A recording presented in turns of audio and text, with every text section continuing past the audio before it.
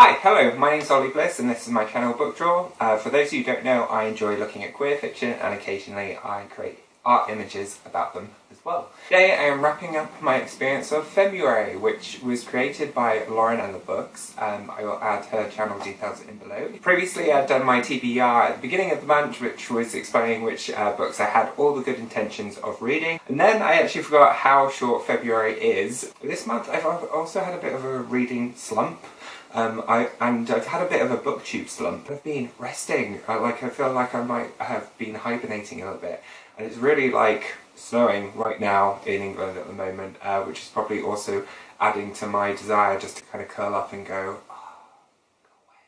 so apologies for that if I've not kind of been in contact and said hi for a little while, but yeah, that's how I've been feeling. I have, however, done some lovely reading, and I will just go through the books. So I started off and failed Under the Udala Tree by Chinelo Okparanta, and I think I had too much of a reading hangover from reading The Hate You Give. And when I went straight into this, right at the beginning of it, there's been a Nigerian civil war, and right within the first chapter, the dad gives up hope and ends up staying at home, ends up dying. It has a really profound traumatic impact on the mum, and she's left wondering what is going on. And I was just like, I'm not in the mood for this.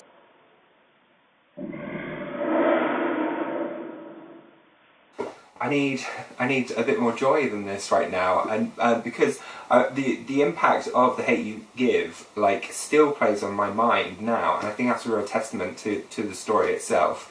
But I couldn't do it in succession instead. So I do have all the intentions of returning to this, and it's not something which I'm completely abandoning. It's just, I mean, that's how far I got through before I was like, no, this is just not the right time for this book right now. So the next book which I listened to instead to give me a bit of a cleanser was Empath by Bennett on Audible, and I knew that it would be a bit of a cleanser because it was only like 6 hours long, and also being non-fiction and more of a kind of survival guide, because this is Empath, How to Survive and Thrive as a Highly Sensitive Person or a Person Overcoming Wicked Problems. I'm interested in how you can kind of help yourself live through life as someone who is quite sensitive and links into other people's emotions. I expected it to be more of a psychological framework. I mean, I talked about the emotional intelligence book previously, which I found really good, but this really dilutes some of the psychological arguments and the way evidence is presented, because some of the things that is suggested in this I just didn't necessarily believe. When it started talking about the use of crystals to kind of protect yourself and your energy flows, and it talks about chakras, I was expecting this book to be more of a kind of pragmatic analytical look on how you can protect yourself. I find crystals interesting, not in the sense that I believe they will give you or provide you with a sense of power. So as long as you believe it, and I believe that faith in whatever it is, and I think that can condition yourself into being able to draw on that, and that's how I do think crystals or other things wrapped up within that side of spirituality does work, and it is effective. But so when it was going into that kind of territory, I shut down a bit, but I did find some bits of it really interesting and really useful, particularly when it was talking about how to protect yourself from narcissists. So narcissists, not just someone who loves looking at themselves, but because there's lots of different types of narcissists. There are people who need validating or reassurance from other people, but they will constantly be pulling at you for that. But there are other types of narcissists who are the more like domineering or bullies, and they take advantage of people who are empathetic, and it's how you can discourage them or protect yourself from those type of individuals. Main point which I took out of the book was how it was suggesting if you're in an argument with a narcissist, you are never going to get anywhere because they will always be trying to bring it back to themselves. They will also have the inability to hear other people's views. So you just have to shut the conversation down because you're just stopping it and just like saying, I appreciate where you're coming from, but I disagree and I'm gonna go now, and distance yourself from that person. So for me, those type of skills or those type of things were actually useful. As a book on the whole, I found parts useful and parts just, I don't know, just a bit naff. The next book which I then listened to again was Juliet Takes a Breath, which is by Gabby Riveria. And oh my god, I absolutely adored this book. This book was just, it was just an absolute joy to read and listen to. This is all about Juliet, who's who's going through a process of discovery as a Puerto Rican lesbian, or discovering her like lesbian identity and what that actually means to her. And she's doing this through, she reads a book which she really identifies with, and she has this massive connection with. It's by a writer called Harlow Brisbane, who I think is fictional. I haven't actually researched that. But so Juliet's from the Bronx, and she goes over to Portland to basically find this person and do an internship with her.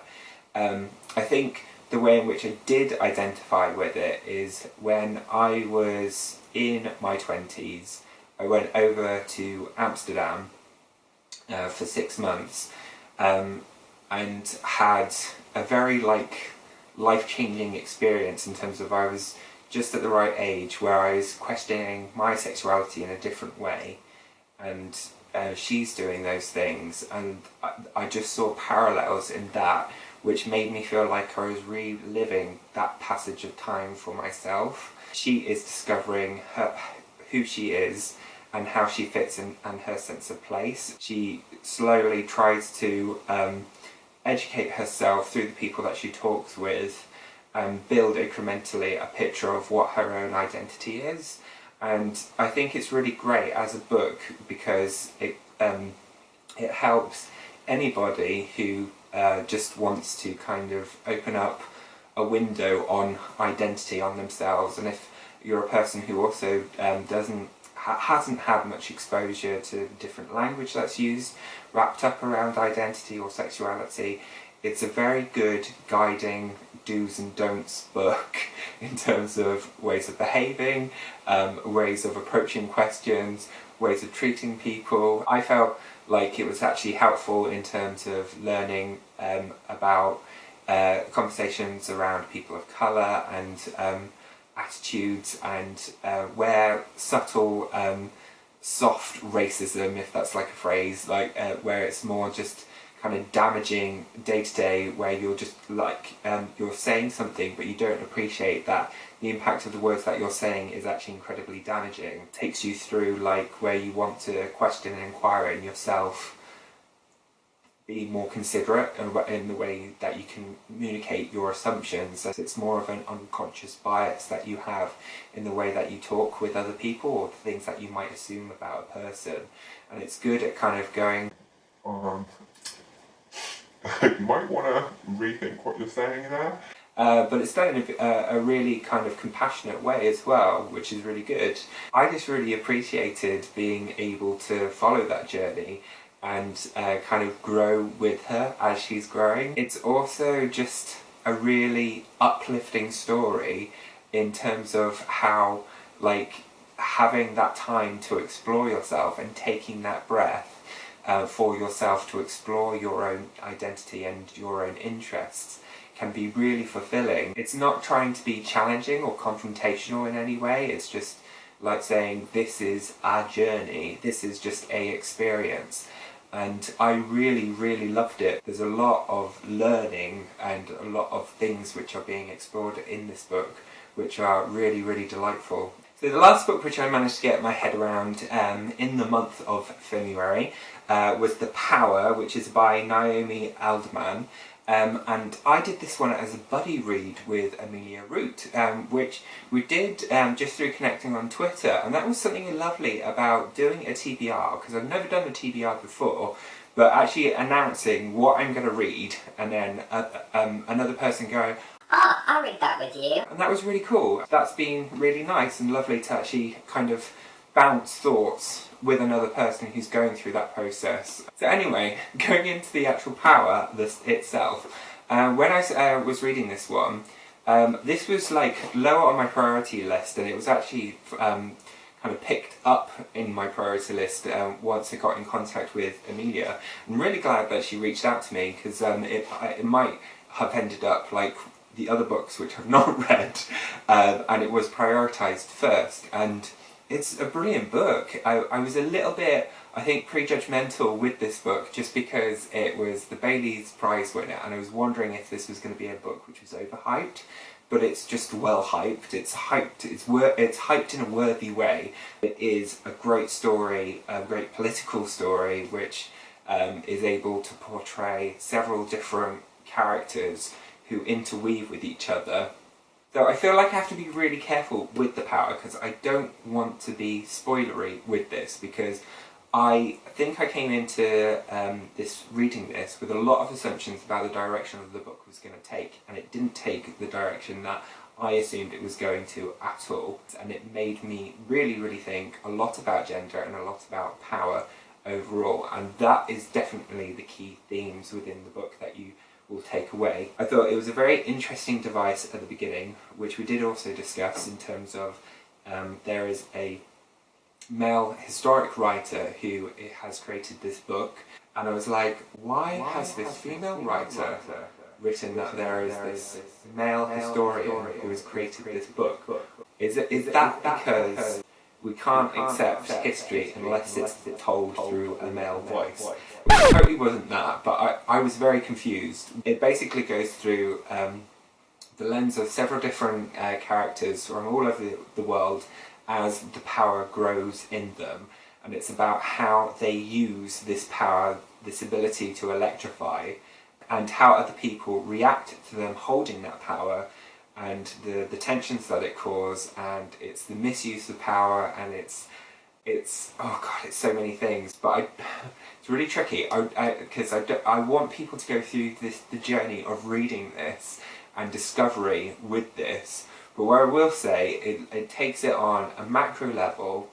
It explores things like media and representation, and that was actually really like interesting as a man to read and go, I can see that, and I hadn't really clocked that. Oh, is that what it feels like to be a woman? Like the imagery that we're just constantly flooded with, the propaganda that is used in terms of means of protection or attitudes towards the opposite sex. Like, it made me really like check my male privilege in terms of going, I clearly didn't see the world in that way before, and that's because I'm the guy. this book was great at kind of going, hello, this structure, this social order that we have right now, these social norms. There's a lot of problems. There is a lot of problems with that. It's not just about gender at all. It's just about people who are in positions of power, and it explores why that is, where that's come from, does that need to continue to exist, and like, why is it there at all? And I just thought it was great. I thought it was really great, and I think it works really well reading it in Femmuary. And I think this book is as important, if not more important in some ways, as 1984, just on a political level, on a kind of a world stage, in terms of looking at like, what are we all doing here, people? What are we doing to each other? So those are all the books that I did manage to complete during Femmuary. I hope this like wrap up has been interesting. I hope it's inspired you to read the others. I will throughout the year read the rest of the books, because I know people were interested in some of the other books which I had talked about in my TBR, and I do intend to read through them all It's just a case of when. Just a case of when. If you took part in Femmuary as well, please let me know. Add a link down to your channel below so me and other people can see your channel. That would be great. If you've read any of these books, let me know. Tell me your thoughts. I've really enjoyed Femmuary. I think it's been a really good learning curve for me, and just introduced me to different books which I think I probably would have read, but it's actually made me prioritise them and go, why have they been on your shelf for a little while and why haven't you picked them up? So yeah, it was cool, it was good, it was a good thing to do. Anyway, okay, bye!